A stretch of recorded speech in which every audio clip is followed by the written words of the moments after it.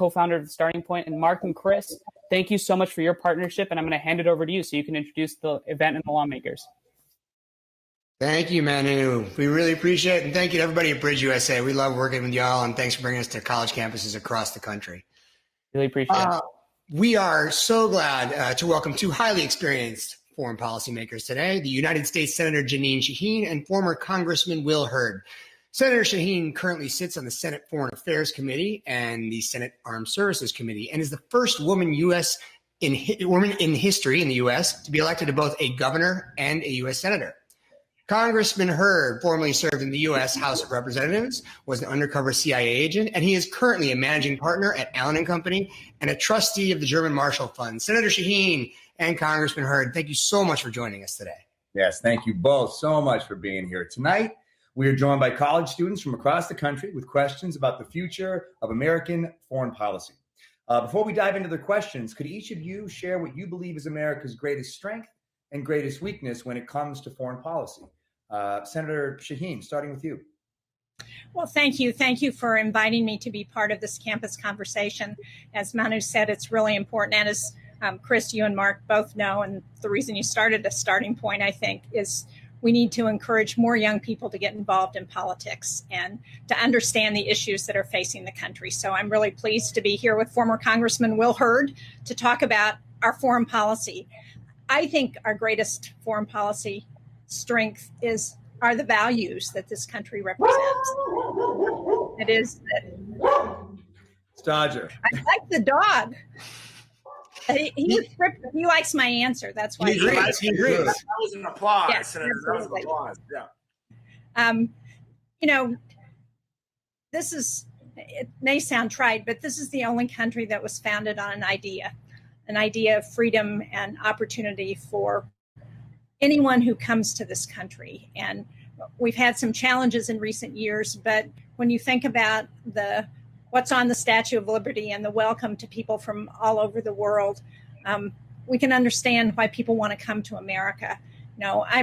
My family's been in the United States since before the Revolutionary War, but my husband is a Lebanese and American, and his grandparents came over from Lebanon with nothing.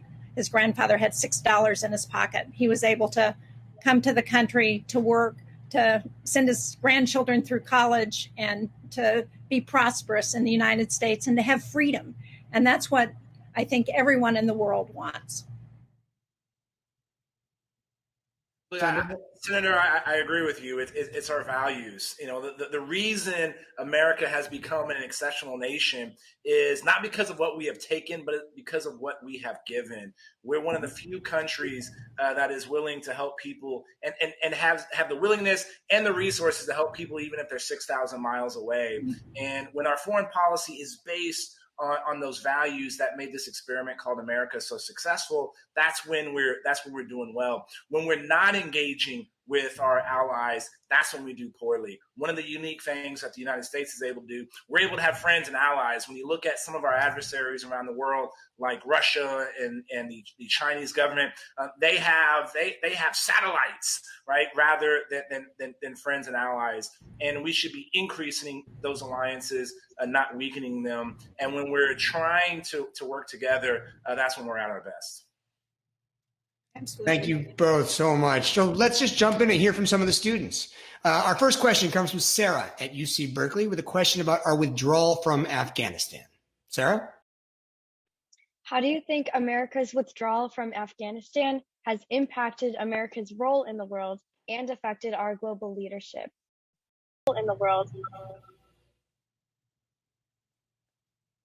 You want to start with this one, Will? Sure, I'll take that off. Look, I think our departure from Afghanistan, I was against it from the very beginning. My job when I was in the CIA, I was a dude in the back alleys of dangerous places, recruiting spies and stealing secrets. It was the best job on the planet. My career in the CIA started with the USS Cole bombing when Al Qaeda blew up the USS Cole in the Gulf of Aden off the coast of Yemen. And I served in Afghanistan where I managed all of our undercover operations. And ultimately, we have to remember, why were we there? We were there because we had the worst attack on our homeland in our history. 19 terrorists killed more people in Shanksville, Pennsylvania, New York City, New York, and Alexandria, Virginia, than 353 fighter planes from Imperial Japan on Pearl Harbor. And so we were there as retribution for that, but we were also there to prevent the preconditions from existing that led to these attacks in the United States. We had a small footprint, 3,500 people. And so now, one of the things that, when I was there in Afghanistan in 2009, and even talking to people now, they say there were more than 4 million girls that are in school and that are having an impact on the country. When you look at some of the protests that are happening right now from the Taliban, it's those young girls that were actually allowed to go to school because of our activity. And I believe this departure. And look, the beginning of the end was when the previous administration negotiated with the Taliban without the Afghan government participating. And then the Taliban waited. And when they saw a new administration come in and we're going to follow the same policies, that's when they went to, the Afghan military who weren't getting paid to say, hey, your government is not even getting backed by the most important entity within Afghanistan. That was the United States government. And so ultimately, one of the messages that people are taking from this is that we may not always have our friends back, even when it's in our best interest.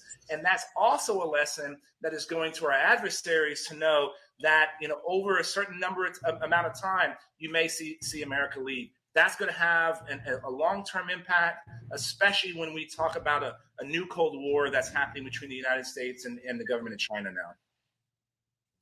Well, like Will, I did not think we should withdraw from Afghanistan when President Biden announced it in April.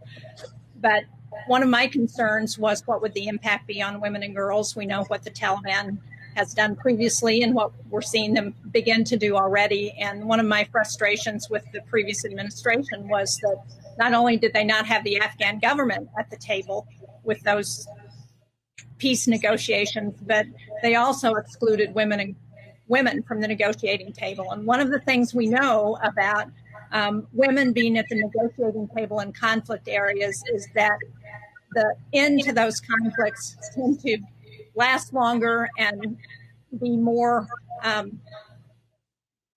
include more of the population in the decision making. So that was a problem from the very beginning.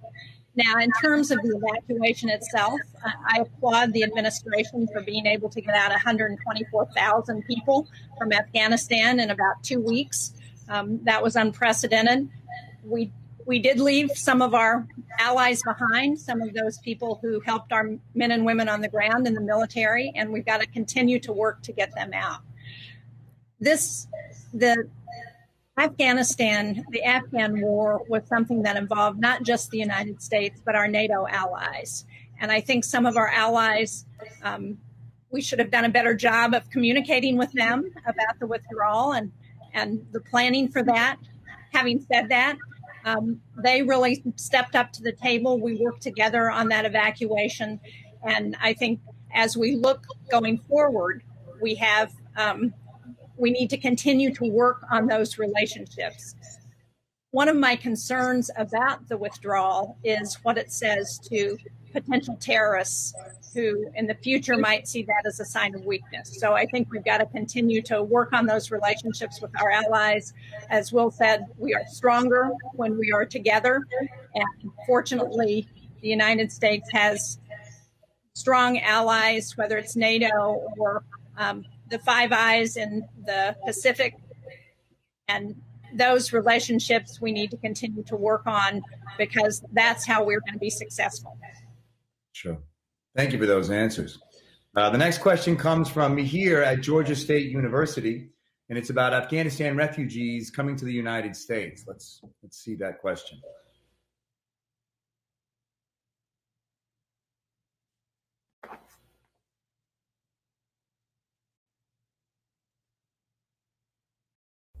Do you think that the U.S. handled the evacuation of Afghanistan effectively?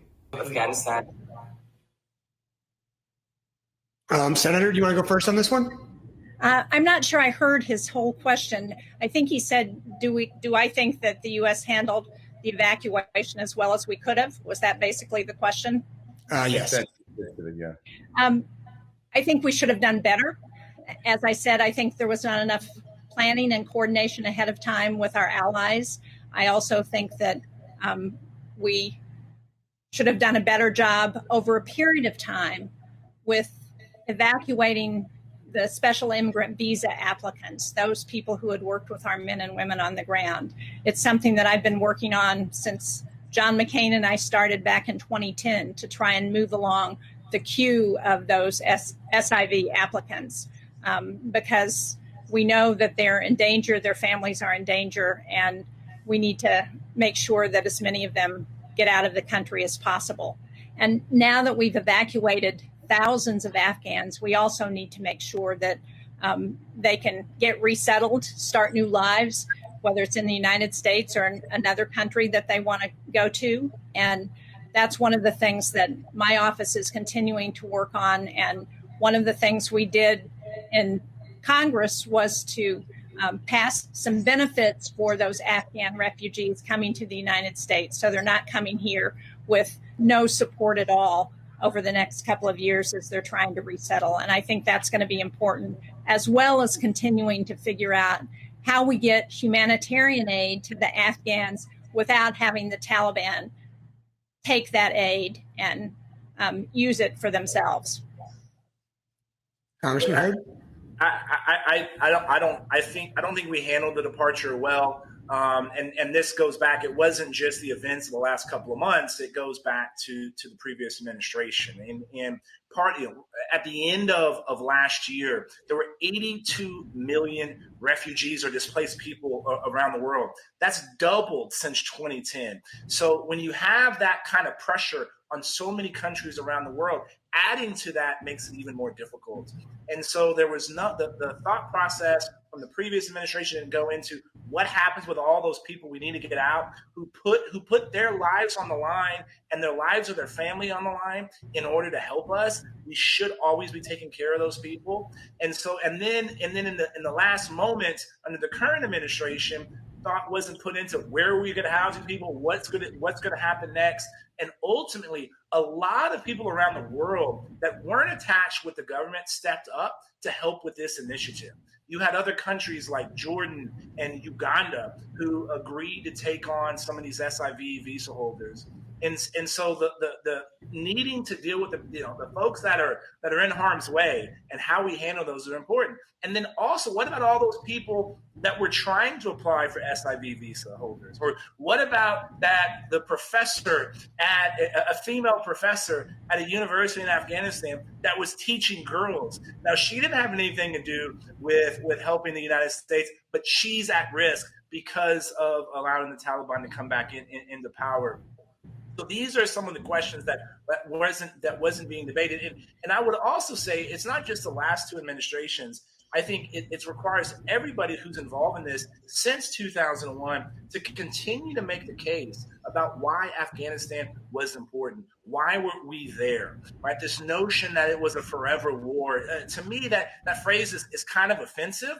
And we're not talking about we have so many more troops in South Korea and in Japan and in Germany, having a footprint to do counterterrorism operations in order to keep America safe. Oh, and also there are two countries that are kind of problematic on the world stage next to Afghanistan, Iran on one side and China on the other. Having a physical presence with allies there would have been better off long term for the safety and security of the United States. And when I look at foreign policy issues, I think it's real simple. Does this move make the world safer? And does it make it freer? And if the answer is yes, it's a good decision. If the answer to either one of those is no, it's a bad decision. And the departure from Afghanistan made us less secure and less free as a world. So this bleeds very well into the next question. Sarah from Rockland Community College has a question about how American politics are impacting our relationships and actions globally.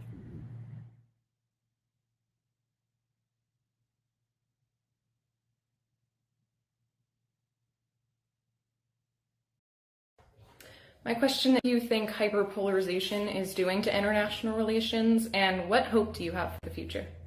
Relations. I think it's having. Is this your turn or my turn? It's your. You're both going to get to go, so I think take it away, Senator. You're still in office. I think it's having a huge negative effect, and when we hear that China is looking to see if we can come to a budget agreement, because they know that if we don't reach an agreement, Republicans and Democrats in Congress, that it's going to be a problem, then we're not doing what we need to protect the security of this nation. I mean, a perfect example is the recent fight we just had on the debt ceiling, raising the debt ceiling. We had the leader of the Republican caucus say unequivocally, no Republican was going to vote to raise the debt ceiling, even though the debt was incurred under the previous Trump administration. No, if we don't raise the debt ceiling, we put at risk the full faith and credit of the United States, and it would have implications not just for Wall Street, but for small businesses, for families who would see their retirement savings affected. That is not acceptable, and we can't do that, because that puts at risk the security of the United States. So we've got to work together, because that's in the best interest, not of Democrats or Republicans, but of the United States and everybody who lives here. So we need to figure out our accommodations and how we can work together, because unless we do, it's going to have a significant impact on our democracy and our standing around the world. Back in 2013, General Mattis, I believe this was when he was head of CENTCOM, Senator. He said a well-functioning political system in the United States is worth more than 20 aircraft carriers and a fleet of bombers, right? And so the dysfunction in our political system is absolutely having an impact on the rest of on our relations in the rest of the world. And look, I do believe that the United States and China can coexist in a multipolar world, right? But we need the Chinese government to play by the international rules that which they agreed to. And so the only way that you're going to be able to enforce that is that folks that our allies and even our adversaries understand that we're going to engage with one voice and support our friends. And so yes, it's having an impact. And I think there are about 5 generational defining challenges that the United States we're having to deal with, right? We haven't talked about technology yet. The technological change we're going to see in the next 30 years is going to make the tech explosion in the last 30 look insignificant. And is this going to be technology based on freedom and values that we believe in and support and of civil liberties, or is it going to be based on draconian and authoritarian measures that we're seeing happen in places like the Chinese government? And the only way that we're going to address these if we have a true competition of ideas and talking about these important issues, right? You're seeing increase in income inequality across the United States of America. We're going to have to be able to address that and say, what are the best steps that we should be taking? And unfortunately, when the way you win an election is by creating contrasts, then that means the only thing you ever do is create contrast. Now, the second part of this question was, are we excited, or what do we think about the future? I'm actually bullish on the future. I'm super excited about it. Right now things are bad, and I think things will probably get worse before they get better. But I'm glad that there's groups like BridgeUSA. This didn't exist when I was at university, where when you have young folks that are saying, listen, we're going to have to deal with some of these issues. These things are going to impact us, and that we want to step up and say, hey, let's have conversations and not just have everybody, go to their corners and bring out their old same tired talking points, right? And also, I'm glad that there's groups like ASP and Chris and Mark, what y'all have done to have that dialogue and to show people talking and having conversation is super important. And this is the only way we're going to ensure that the rest of this century stays an American century, and if we have that healthy dialogue. Very well said. Our next question is from William at NYU. His question is about the South China Sea. Let's hear that question. What could the South China's 5 years, 10 years, 50 years? 10 years. You know, Senator, were you asking these kind of questions when you were in university? I know I wasn't, right? Literally, Chris. Communism when I was in college. Every time Chris and I do these, we feel embarrassed for ourselves and lucky that we got. Senator, I'll take the first shot at this one. I think it's hard to think beyond the next 5 years when you look at the South China Sea and the broader region. And I do believe, again, some debate that whether we are indeed in a new Cold War between the United States and our allies and the Chinese government. And I make sure that I always say the Chinese government. The beef is not with the Chinese people. It's definitely not with Chinese Americans. You know, what's happening to, you know, the kind of hate that has been a focus on our Asian American brothers and sisters in the United States over the last couple of months is just unacceptable. So I want to be very clear that I talk about the Chinese government and their policies, right? You know, they're locking up their own people. They're creating, you know, concentration camps of their ethnic minority, the Uyghurs. And so this tension between the United States and America is being driven around technology. The Chinese government has said themselves that they're interested in surpassing the United States as the global superpower, and they're going to do it by being a global leader in a number of different advanced technologies, 5G, AI, quantum, things like this. And all of this is going to coalesce around Taiwan. Taiwan has 65% of semiconductor manufacturing in the world. China has about 6%. So if the Chinese were to invade Taiwan, they would have 70% of the semiconductors in production of semiconductors around the world. If you think it's hard to get an iPhone 13 now, just wait if that supply chain was completely under control of the Chinese government. The Taiwanese Minister of Defense literally this week said China could probably invade within the next 4 years. Now, what do we do about that? If we want the South China Sea to look in 5 years the way it looks now, that means we have to work with our allies in order to make sure China gets the message that the juice ain't going to be worth the squeeze if they go into Taiwan. And the only way to do that is start working now, because whoever's president in 2025 is going to have to deal with this issue. And if the Chinese go into Taiwan, then that has an impact of pushing us out of South Korea. That has a potential impact of pushing us out of Japan. And that is going to radically change the way the world looks. Well, there's no doubt about that. And make no mistake, we are in a great power conflict with China. And they are offering not just, and their economy is going to surpass the United States in a couple of years. Not the United States and Europe. We are much bigger if we have our allies with us. But they are in a race with the United States, not just economically, but to offer a different alternative of government. And it's not an alternative of government that I think most Americans would like to live under. It's authoritarian. It's one where they surveil certain residents, where they don't provide freedom and opportunity for their citizens. And yet they are making inroads not only across Asia, but across Africa, across Latin America, and even into Europe. And so we better gear up, because right now we are not prepared to take them on in this great power competition. We're doing some things that I think are right. We just, in the Senate, passed a bill to address the semiconductor issue in the United States, putting significant dollars towards redeveloping a semiconductor industry in the United States, and to promoting innovation and training so that we have a workforce that can address the new technologies.